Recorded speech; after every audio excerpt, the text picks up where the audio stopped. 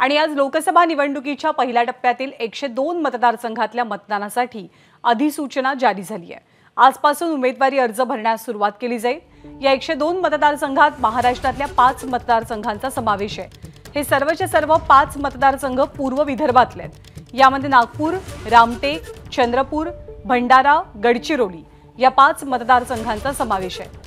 5 पैकी 2 मतदारसंघात भाजपने आपले उमेदवार जाहीर केलेत। नागपूरमध्ये आणि चंद्रपूरमध्ये। नागपूरमधून नितीन गडकरी आणि चंद्रपूरमधून सुधीर मुनगंटीवार यांना उमेदवारी मिळाली आहे। मात्र विरोधकांकडून अद्याप एकही उमेदवाराच्या नावाची घोषणा झालेली नाहीये।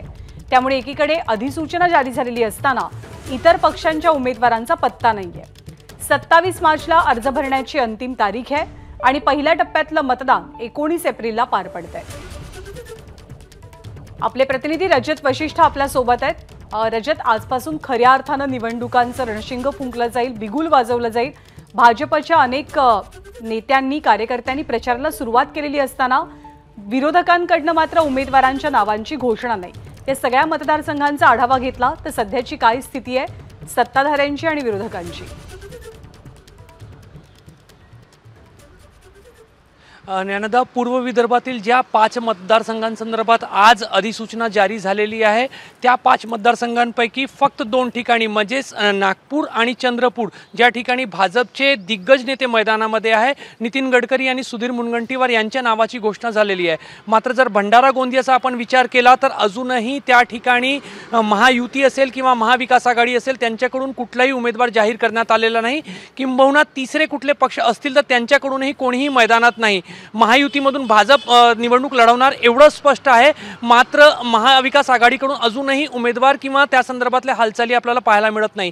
तीच स्थिती जी आहे ती नागपूरमध्ये आहे। नागपूरमध्ये नितीन गडकरी जे आहेत ते मैदानात उतरलेले आहे। काही प्रमाणावर त्यांनी प्रचार सुद्धा सुरू केलेला आहे। मात्र काल काँग्रेसचे नेते नागपूरमध्ये एकत्रित बसले होते आणि त्यांनी एक नाव सुचवण्याचा निर्णय घेतलेला अशी माहिती आहे की विकास ठाकरे यांचं नाव सुचवण्यात आलेलं आहे। मात्र पक्षश्रेष्ठींकडून त्याच्यावर शिक्कामोर्तब अजूनही व्हायचं आहे।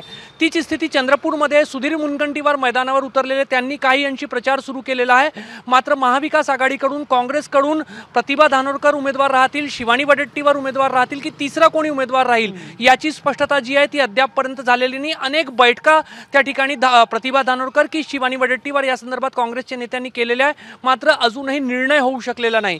गडचिरोलीमध्ये भाजप निवडणूक लढवणार आहे। मात्र जे विद्यमान खासदार आहे अशोक नेते त्यांना पुन्हा संधी दिली जाईल की नवीन उमेदवार भाजप देईल या संदर्भात अजूनही भाजपमध्ये चर्चा सुरू आहे।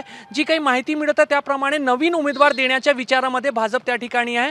त्यामुळे भाजपचा उमेदवार कोण असतो आणि काँग्रेसकडून कोण उमेदवार असतं हे अजून स्पष्टता यायची आहे। त्यामुळे एका बाजूला निवडणूक आयोगाने रणशिंग फुंकलेला आहे, प्रशासन कामाला लागलेलं आहे।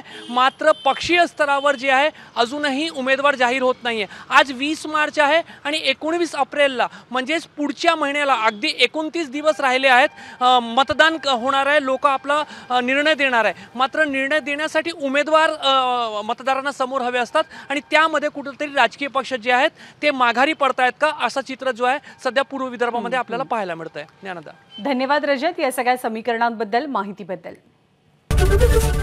एबीपी माझा, उघडा डोळे बघा नीट।